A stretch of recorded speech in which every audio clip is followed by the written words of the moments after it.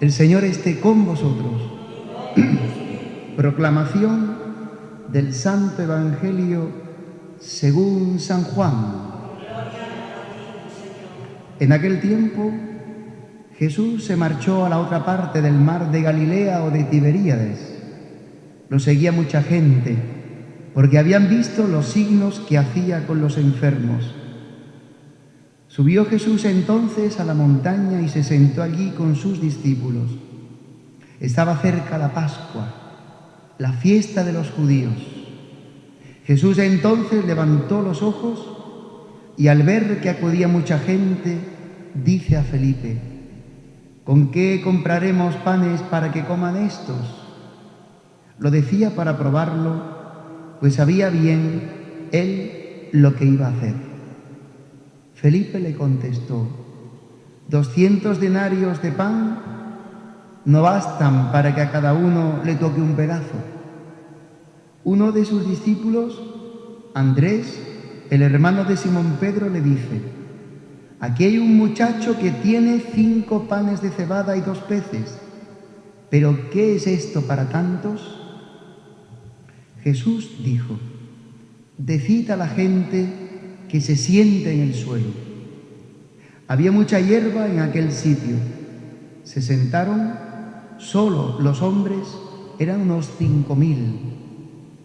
Jesús tomó los panes, dijo la acción de gracias y los repartió a los que estaban sentados, y lo mismo todo lo que quisieron del pescado. Cuando se saciaron, dice a sus discípulos: recoged los pedazos que han sobrado, que nada se pierda. Los recogieron y llenaron 12 canastos con los pedazos de los 5 panes de cebada que sobraron a los que habían comido. La gente, entonces, al ver el signo que había hecho, decía: este es verdaderamente el profeta que va a venir al mundo. Jesús, sabiendo que iban a llevárselo para proclamarlo rey, se retiró otra vez a la montaña él solo. Palabra del Señor.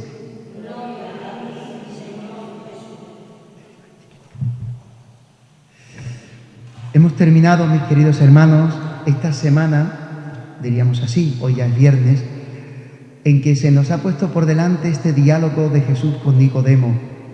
Decíamos al principio de la octava de Pascua que la Iglesia tiene una sabiduría para poner ante nosotros a través de la liturgia lo que es la vida cristiana, que siempre sorprende, porque en el tiempo pascual nos pone por delante revivir y profundizar en nuestra vida cristiana.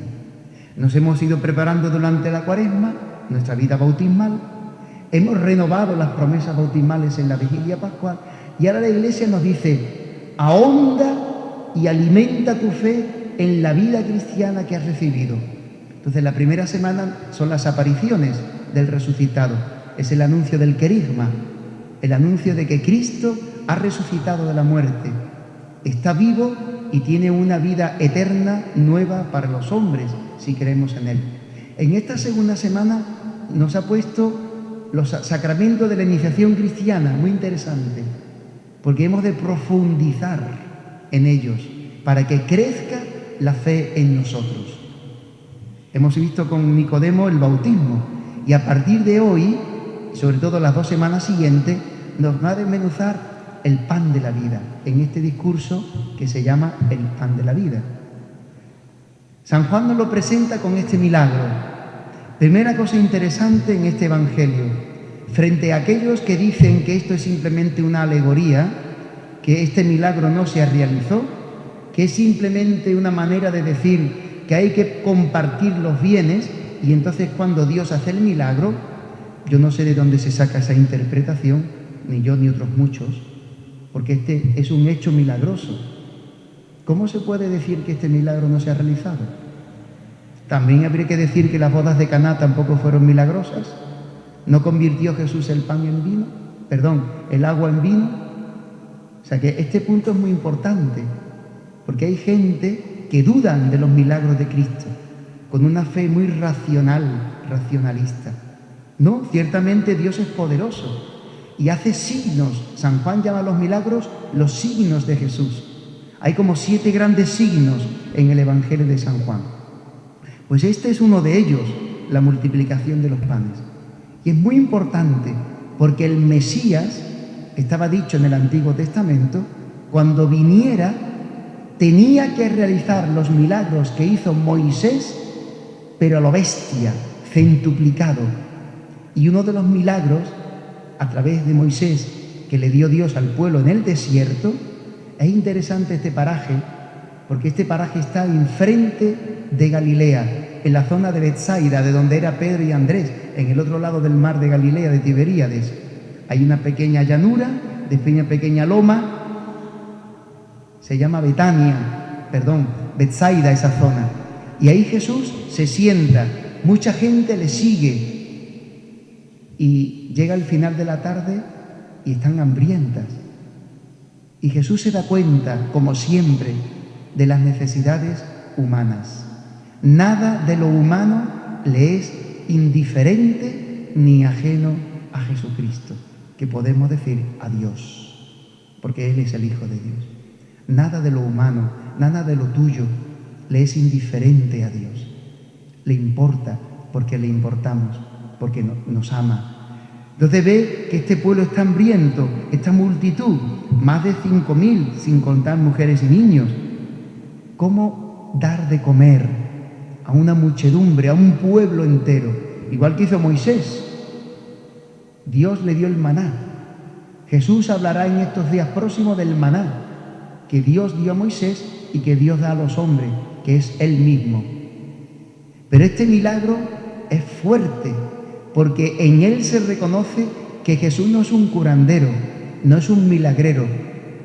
El pueblo que tiene una fe sencilla, aun cuando un poco confusa, porque le quieren hacer rey para que lo liberen de sus problemas humanos, para que les quite los problemas humanos, Jesús no entra en esa dinámica ni en ese juego de confusión de los hombres. Él no viene a quitarle los problemas a los hombres. Él viene a arrancar del corazón el verdadero problema que tenemos los hombres, que es el pecado.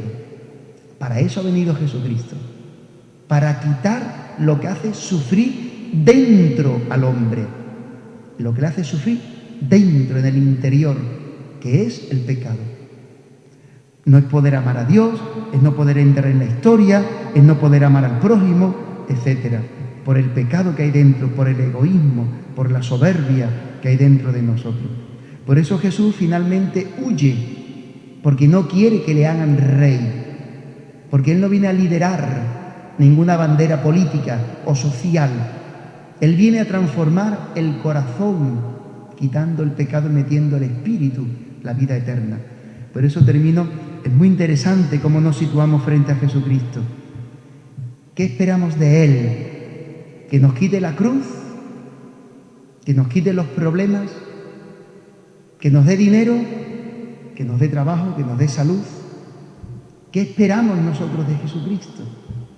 Porque todo lo que no sea que hagamos la voluntad de Dios es equivocado, es patinar y nos desilusionará Cristo, como a tanta gente le ha desilusionado Cristo, porque no han hecho su voluntad, no han hecho su realización humana, lo que esperaban conseguir en la vida de sus proyectos humanos.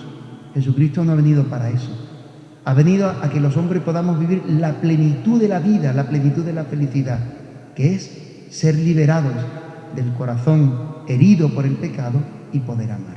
Solamente esperando en Cristo este amor y esta vida, nosotros podemos vivir nuestra realización humana en plenitud de felicidad. Amén. Pues con esta esperanza